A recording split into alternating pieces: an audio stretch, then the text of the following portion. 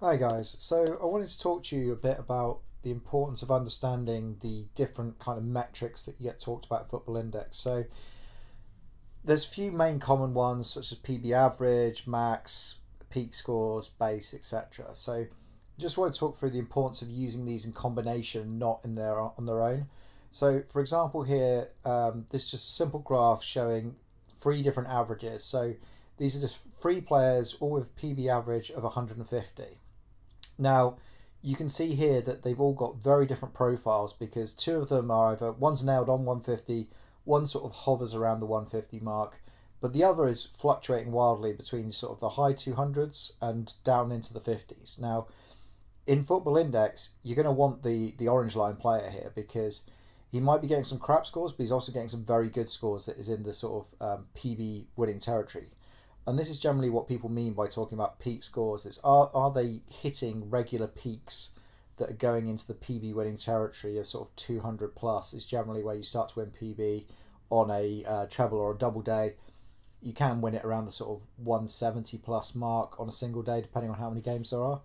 So you can see that even on a single day, it's unlikely that these blue and grey line players are going to be winning PB. So you want to look at that and sort of think, okay, right, so what kind of player is this 150 average? And you can look at some of the other scores they've got. So that's where PB Max can come into play. So you can see if they've ever had a max score, say, up in that 200 range, or if they're only coming at the 150s.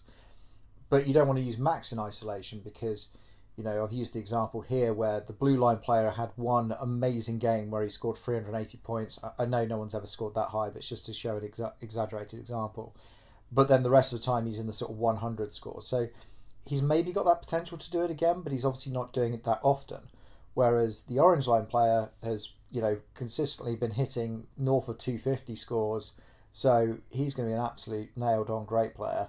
But he's got a lower PB max than the blue line player. So it's looking at these things in combination, not on their own. Similarly with PB base. So here we've got an example of sort of they've all got a baseline of 120, which is a nice baseline. However, you need to see then what sort of the added impact, because if they're not linking that in with goals or game-winning goals, then they're not really getting the max benefit of having that high PB base. So you can see here, the difference between the blue and orange line with a goal and a win, and a game-winning goal and a win. So that makes a massive difference from a base PB to a sort of winning PB. If you've just got a goal, then you're sort of in the 160 territory from that base 120. But if you've got a goal and a game-winning goal and a win, then you're probably right bang in PB winning territory. So you want to be looking if those high baseline players are actually getting goals fairly regularly, because if they are, then they should have some decent other metrics.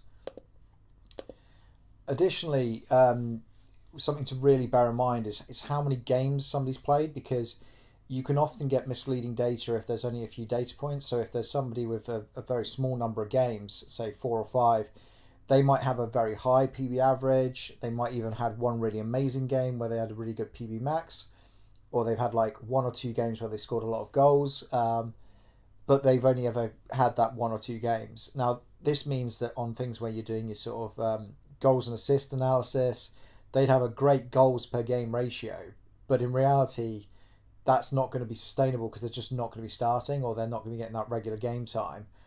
Similarly, like sort of PB per minute, it's a fantastic metric, but you just need to look at sort of how many minutes on average they're playing, and how many games they've played to make sure that that's a continuous metric. It's not just something that's a one-off because it's a small sample of data where they've only played 2 or 3 games. The last thing I want to talk about is this sort of top 3, top 5. So this is something just in my data set. I don't know if the other people are doing it. It's a metric that basically says, were they in the top 3 or the top 5 for PB in their category on a given day.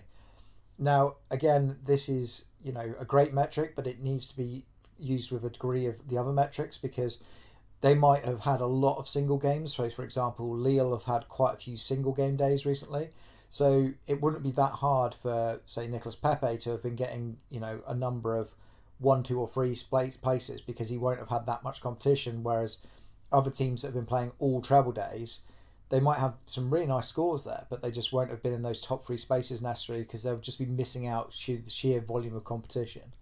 So it's just simply saying that basically when you're using these metrics, try not to use them in isolation, link them all together, look for a high PB average with a good max score, maybe a few top 3 wins and a good number of starts, and that's when you start to really get the benefit.